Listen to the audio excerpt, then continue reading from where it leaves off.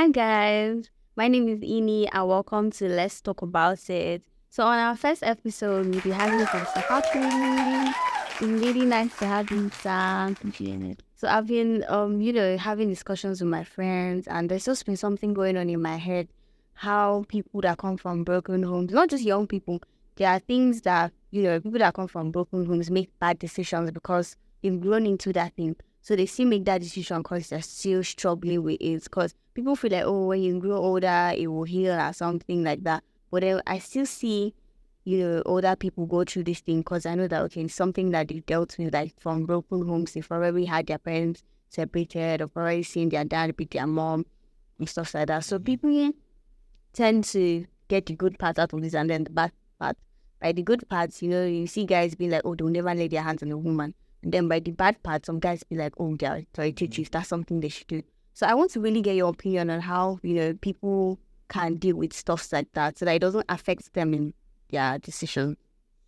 Yeah, with the spate of divorce and just all of that stuff going on now, it tells you the outcomes that we can expect in the coming years or decades to come.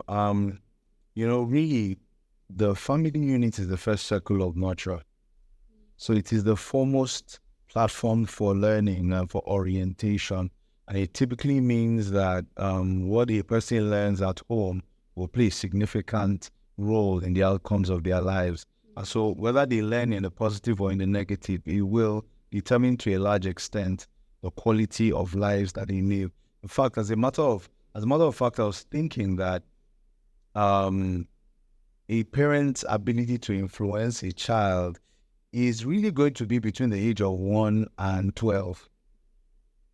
Because from 13, they get under other influences and they all have the responsibility of trying to, enforce, other points of views on the person. Yeah, but from some kids from like 10 years, they already have some sort of freedom. So it feels like they're already learning from outside from like 10. They necessarily don't even reach, like they don't have to reach 12, 13, thereabout. Yeah, absolutely. I think the point will remain that parents have a concentrated and a secure level of influence over their kids for a limited amount of time, after which, due to the different phases in life and stages in life, then these children or these people are subject to other influences that are determined to change their points of view of certain things. And if you did not learn, if it was not ingrained in you strong enough, the value system from the home, then what happens is that you're going to learn other things that will constitute your value system. And I'm saying all of this because everyone is meant to grow within the constituency of family. Everyone is meant to grow in the presence of a father and a mother. A mother is responsible for extending affection to that child. A father is responsible for building confidence in a child. And so there are people, the concept of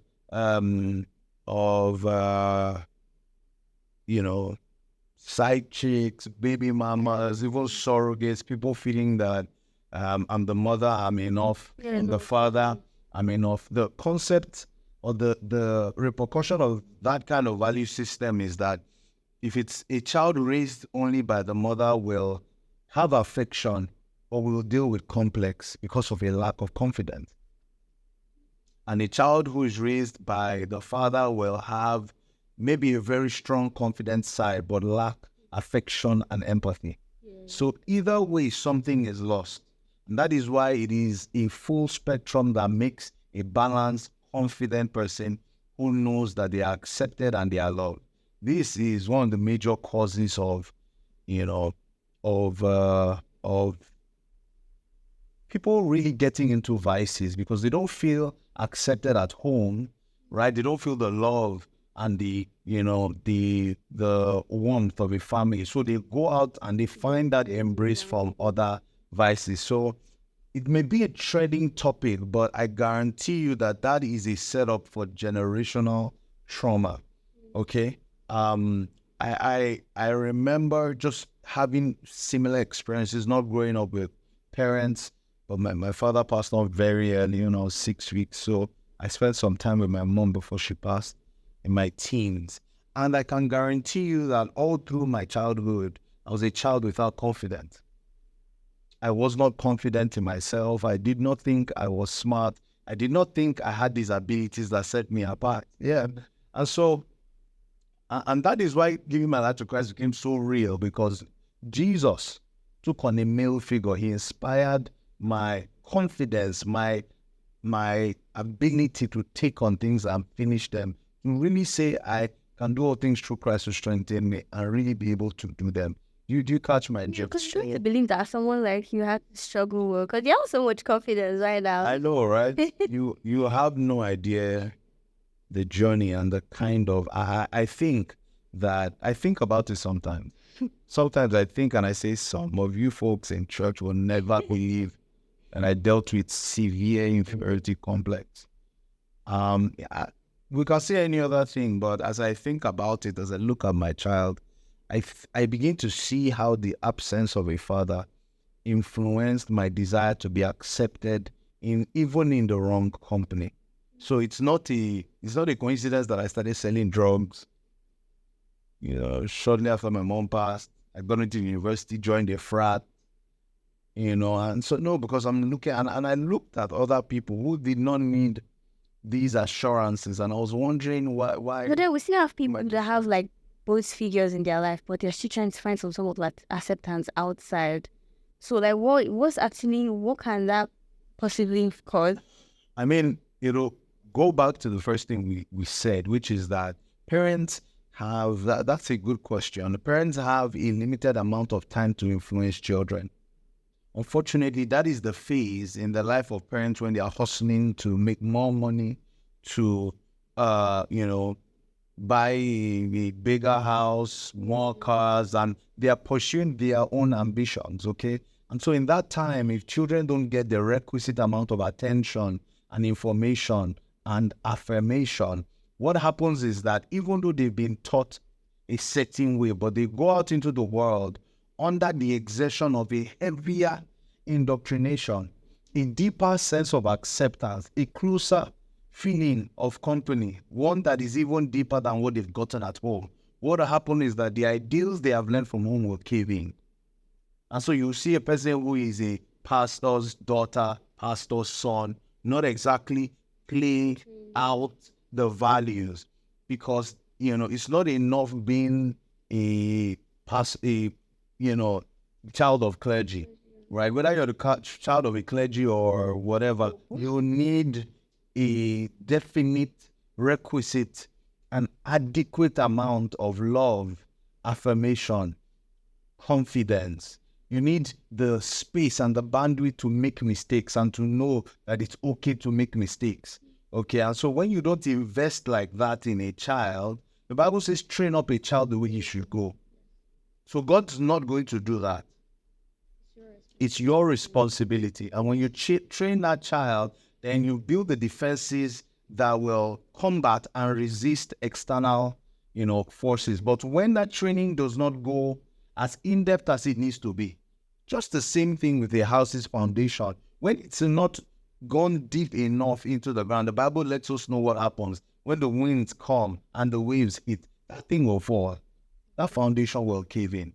So those are the problems. And that is why in my, according to the Patrick's Standard Version, I've come to believe that, marriage is wonderful and is great, but there's got to be a certain level of maturity, certain level of responsibility, accountability, the understanding of what you're getting into. Because if you just get into marriage for whatever other trivial reason, you're not going to mess up your life alone. There are going to be casualties beyond your spouse. You're going to raise up traumatized kids who will raise traumatized kids. And the devil is faithful to his work. As much as possible, he will try to see that trend of Abraham not having a child will extend to Isaac not having a child. And until someone starts to really do something about it, obviously it's about Isaac, that he entreated the Lord. Say, Lord, this nonsense must stop. And that is where he ceased. Do you understand? Yes, sir. So you said something about parents having a hold on their kids for a particular period of time. So some parents don't see it as being too rigid because they don't want a situation where their child grows up and is not really confident like that. So they feel like, okay, if they're giving their child a free hand at an early stage, they'll be able to make decisions on their own. Like you see people allowing their kids to work at, let me see, 12, 11, thereabouts, and they're like, oh, so that they can be independent, that sort of thing. So some parents see it in a way which you can be like, okay, let me give this child a free hand so that it won't be like I'm too holding back or something like that. I'm holding on to this child for them not to make their decisions. Because somehow I've seen it affect kids somehow in a way that they grow up and not really grow up that much. Like, let me say 15, 16, 17, and they're already used to that hold from their parents, and so they just stick to that hold. And even when their parents want to let loose of them, they still want to be held by their parents. So it's a bit, that was what was going through my head when you said that point, because it's a bit confusing there at that point. Yeah, so I just want to get your opinion on that, because definitely I'm sure that's something that almost everybody is actually thinking about, because a lot of young people do that. Yeah, so even the Bible tells us that folly is in the eyes of a child, but the rod will drive the rod of responsibility will drive it far away. So you can't expect a child to be perfect or to get it right. They don't have the experience, nor the capabilities to always get it right. But the thing is, and it's funny because some of the things you're asking, I think I was thinking of yesterday. I really did not know we'll be talking about this. You see, and I was saying to someone yesterday evening, I was saying that some parents try to determine the spouse of their kids. But I said, but you see, the job of a parent is not to make every decision for their kids. You think you're going to be doing them good, but you're going to be doing them a disservice. Your job is to instill in them a value system that can help them independently make a decision and succeed therein. So instead of having daddy or having mommy, they see that they have been trained to think a certain way. And so when a contrary kind of thought, orientation comes their way, they look back at their value system and say, no, this is not compliant with what I learned. So I'm just going to, take a sidestep. So that, the way is not by strong arming. Kids are not androids. They're not robots. Okay. Children have thought, they have a sense of initiative. They are adventurous. They have an entire universe going on in their mind. Our job is to teach them. Our job is to create a conducive environment where they will make mistakes and they can get up without feeling condemnation. Our job is to teach them and educate them, and thereby we build that value system. So when they get into the world, long time ago, someone said to me that something I did not understand. She said to me, this is a good-looking girl, very attractive, and she says to me, my parents lavish us with love at home so that we don't look for love elsewhere. It made no sense to me. I was like, Ogbeni, what are you talking about? Please, you want to drop? Let me drop you. I'm telling you, it didn't quite make sense until I got married. Because I found that my wife was extremely different from me in certain areas. And that made me start asking questions. Then I could find that we had a different understanding, a different experience at the level of nurture.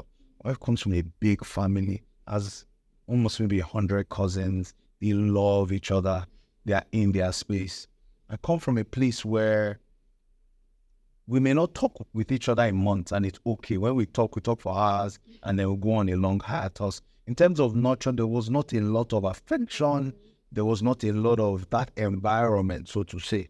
And so that is where the inferiority complex stems from, the fear of failure stems from. But so as a result, I would look at her and be like, where did you get it right and I missed it? Why are you so, just happy? It's like you're not loved from home. Once I hear that statement, it's like, you hear that it's like you're not loved from home. I'm like, Yeah, because it's symptomatic. It shows, okay? Yeah. It shows when you're not loved in your relationships. It shows when you're not loved in your marriage. It shows. When you're not loved from home, it shows. It's like a disease. There are symptoms associated with each of them. And then people tend to prey on that. Like once they just see it that, okay, this one is not loved from home, they will just try to prey on it. Still goes back to to write about everything we have said. If you're in the wrong company, the Bible says in Psalm 1, it says, blessed is the man who walks not in the counsel of the ungodly, nor stands in the way of sinners, nor sits in the seat of scornful. If you have those problems and you're in the seat of the scornful, you're in the way of sinners, of course they'll have you for lunch and dinner. But if you're in the right kind of company, they will hold you accountable and lead you through your journey of healing. That's really amazing. Like I've learned a lot right now. It's like almost all the questions in my head have been answered. And that's why it's really amazing to have you on the show. I'm really glad we had you today. Thank you so much for coming. Thank you for all the wonderful words you said. Oh, it's a pleasure. I'll send you an invoice. Please don't break our bank. Thank you. Thank you guys. And I will see you on our next episode. Bye.